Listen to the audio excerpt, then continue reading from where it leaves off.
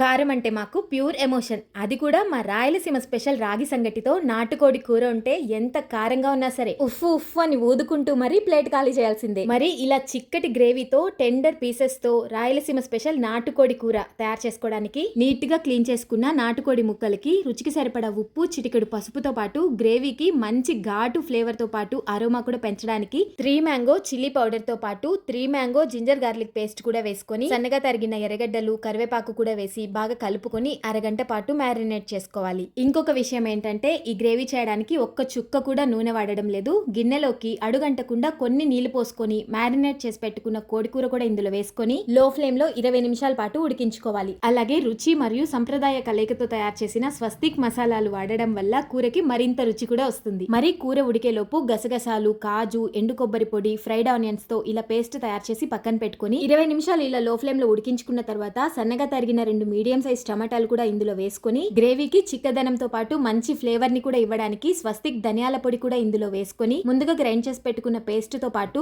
గ్రేవీకి సరిపడా నీళ్లు కూడా పోసి 1 స్పూన్ గరం మసాలా అలాగే గ్రేవీకి ఎక్స్ట్రా టేస్ట్ ని ఇవ్వడానికి స్వస్తిక్ బ్లాక్ పెప్పర్ పౌడర్ కూడా వేసుకొని ఇలా నాటుకోడి కూరలో ఎగ్స్ తినడం ఎంతమందికి ఇష్టమో కామెంట్ చేయండి. ఒక్క 5 నిమిషాలు ఉడికించుకొని చివరిగా జీలకర్ర పొడి, కొత్తిమీర చల్లుకున్నామంటే ఎంతో టేస్టీగా కారంగా నాటుకోడి కూర తయారైపోయినట్లే.